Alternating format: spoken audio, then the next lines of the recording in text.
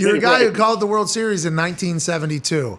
Obviously, do you believe in miracles? I mean, you've called so many big-time sporting events. You have the Super Bowl coming up here in 2 weeks, obviously. And it's a massive game. A lot of storylines in there I'm sure you're excited about. Is the preparation any different? Because now you're hosting a show for the entire globe, which is something you've done on a regular basis. But is it different here about a week and a half out than normally? And when do you really start dialing in?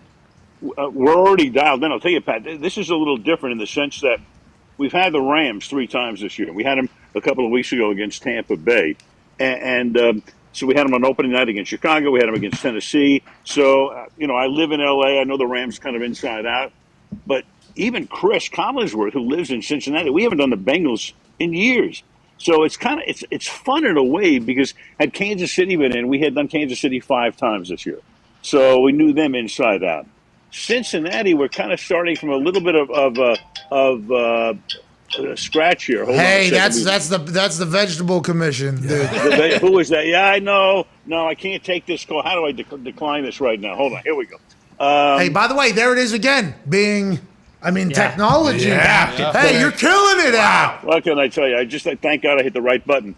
But with the Bengals, it's kind of fun in a way because I think, I got the sense watching the Kansas City-Cincinnati game. When the game starts, here's Mahomes. It's going to be a great Super Bowl. It's going to be Kansas City again. Mahomes looked fantastic, obviously, in that first half. Then I think as the game progressed, if you didn't have a specific rooting interest like for the Chiefs, if you were a Chiefs fan, of course you were distressed. I think most of the country kind of said, "Wow, look at Burrow. Look at this team. That's kind of cool." So that's the way we're looking at it going into the game. So it's going to be exciting, but it's like. I don't want to say starting from scratch. I mean, we sort of follow every team in the league, but we really have to get down to, start at the bottom of the Cincinnati Bengals, work our way up. So there was 60 million people at its peak allegedly watching that AFC matchup. And I think it didn't average as high as the NFC game, but that's because, to your point, there was an 18-point differential at one point. Everybody thought the Chiefs were just going to go on and do what the Chiefs do. Joey Burrow and the boys coming back, actual needle mover. More people than the NFC game watched that comeback in the second half. They're young. Right. I don't think they even know what they don't know right now, too. Don't you? Like, that is kind of the sense. They have no idea how hard it is to make it to the Super Bowl. I think Joey Burrow's like, this is normal. That's great for the league, Al. Great for the league. There's no question about it. Al, have you gotten a chance to speak with Joe Burrow before? And if not, what are you going to ask him in your production meeting? I would assume you guys have normal production meetings like a normal game.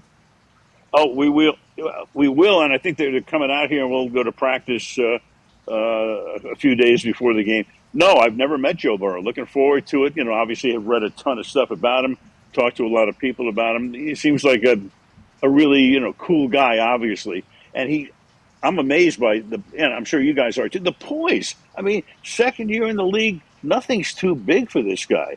And maybe it's the new generation of kids coming up and they're used to, media attention and all of the rest and coming through college. But I'm looking forward to seeing him, to meeting these guys. Met the coach, Zach Taylor, once briefly. He came off the Sean McVay tree. You think about that Sean McVay tree right now.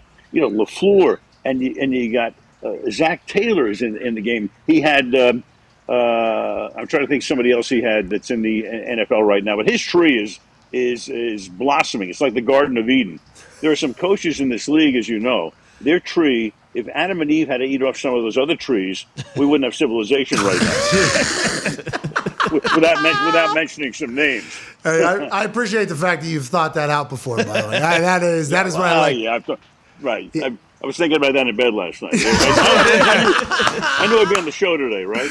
I got to come with something for you guys. You're amazing, Al. Honestly, it is. Every time we chat with you, I get so pumped up. And the fact that we can just reach out to you and say, hey, Al Michaels, do you want to come on the show? It is so cool that you do that. We are very thankful for it. Hey, if McPherson breaks Vinatieri's record there, I don't know if that's been on your radar yet, for most field goals in a single postseason, I think he needs 2 to tie, 3 to break it, I believe. If he gets 3, because he's 12 for 12 thus far.